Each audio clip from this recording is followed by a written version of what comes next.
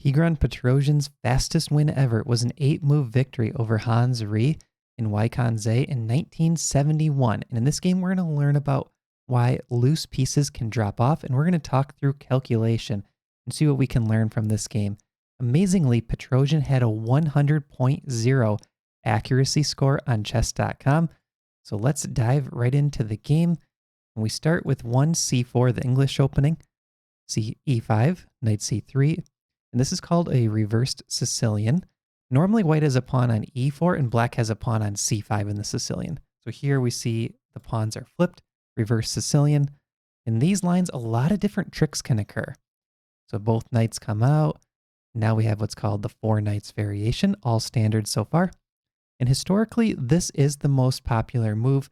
It's still played quite often at top GM levels, but we also do see pawn to e4 quite a bit. That's a trendy move as of late for the top grandmasters. Now bishop to b4 by Hans. Standard move, developing that bishop to an active square. d5 is also a move that you might see. And now knight to d5 by Tigran. This is where things start to get a little bit complicated. It's a popular move among top GMs, still popular today. And the threat is knight takes b4, and when the knight captures back, knight takes e5, securing the extra pawn for white. Now, I want you guys to think about this position and think, what is the best move for black? And I'm going to flip the board so we can use this as a calculation exercise. If you want to pause the video, go ahead. We're going to look at 3 different candidate moves. We're going to look at bishop to c5, pawn to e4, and knight takes d5. We're going to look at all 3 of those candidate moves. Let's try to figure out what's the best response for black. Okay, first let's start with bishop to c5, dropping the bishop back to a safe square. After bishop to g2 by white, d6, white castles, black castles. Everything is solid for black. Look at this pawn structure, nice pawn chain. The bishop is defended by a pawn. Both knights are solid. Everything is compact. We have the king sitting here safely on g8. This is a dead equal position. So bishop c5, if that's your top move, that looks good. Now let's look at pawn to e4 in this position. I give this an interesting symbol. That's my mark. So the idea is we're attacking this knight on f3. And what I like about this is there's only one good reply for our opponents, and it's knight out to h4. But this move looks a little bit suspect because the knight doesn't have too many squares from h4. It has g2 potentially, f5 potentially, but let's go a couple moves deeper. Castle by black, bishop to g2 by white, fianchetto.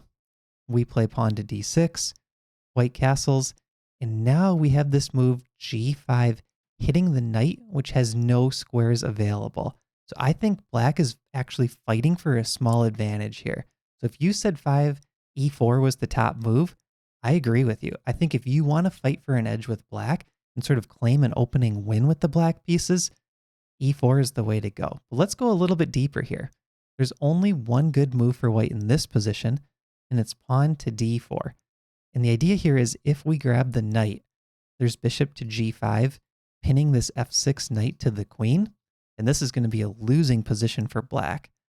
So after d4, pawn to h6 is the top move, defending this pawn so that the bishop cannot take it. And now after knight retreats, we can grab the knight, but then on the queen side, this bishop ends up getting trapped by white's pawns. When the dust settles, we have a dynamic position that's unclear, but I still prefer black because black has this option of playing pawn to h3, putting that bishop back in the corner. And if you followed any AlphaZero or neural network engine type games, you'll know that a pawn on h3 like this inside of a fianchetto structure, just pointing at this g2 square, can cause some long-term problems for the king that's sitting in the fianchetto structure. So I think 5e4 is probably the top move. But now let's go to the game line. Knight takes d5. This is only a slight inaccuracy, not a losing move. But let's see what happens next. C takes d5. And now what would you play in this position? If you want to pause the video, go ahead. We're looking at either knight to d4 or pawn to e4. Those are kind of the top 2 moves in terms of what feels natural. moving the knight back to e7 or back to b8 both seem like large concessions, and this pawn on e5 might drop. So, in the game, pawn to e4 was played. That was a blunder though. Let's first look at the better line, knight to d4. Now you might be wondering at first glance, why can't this knight take on e5? Well, there's queen to e7, and white has to be very careful here. If this knight moves, checkmate. The e-pawn is pinned and the knight mates the king. And if white tries a move like f4, this knight can be kicked out, and now we have a similar problem. Where do we move the knight? The knight doesn't have a lot of good squares. It goes here, there's actually queen to e4, hitting the rook in the corner, and if the rook moves, there's queen to e3, utilizing the pin, and if the rook moves back, now there's mate with knight to f3. So white has to be very careful here if they try to grab the pawn, and it's actually an advantage for black in this position already after queen e7. All right, so after knight to d4, what if they take on d4?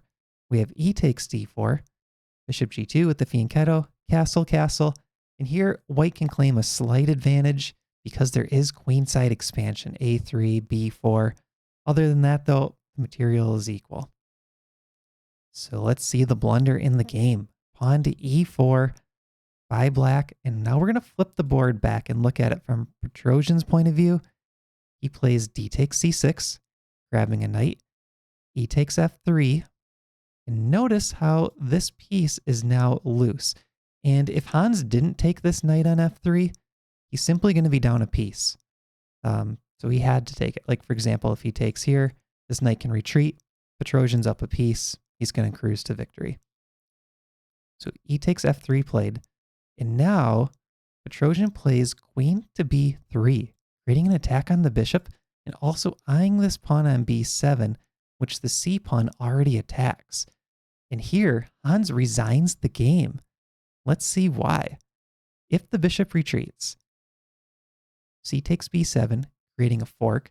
Rook b8 does not help because white can make a queen, and here there's not a good line for black. If you take this queen, for example, take with check, take this back, look at the material count, +8. And after here, let's say queen to e7 played, trying to defend the bishop. Now Petrosian could play pawn to a3, kicking this bishop. And the problem is when the bishop moves, we still have c takes b7. And if you play, for example, take on e2, the bishop can simply take back. You castle. Now there's queen takes b4, offering the queen trade. This pin doesn't pose any problems for white, and white is completely winning. So this is Tigran Petrosian's shortest victory ever. Let me know in the comments which historic players' games would you like to see next. Thanks for watching. We'll see you in the next video.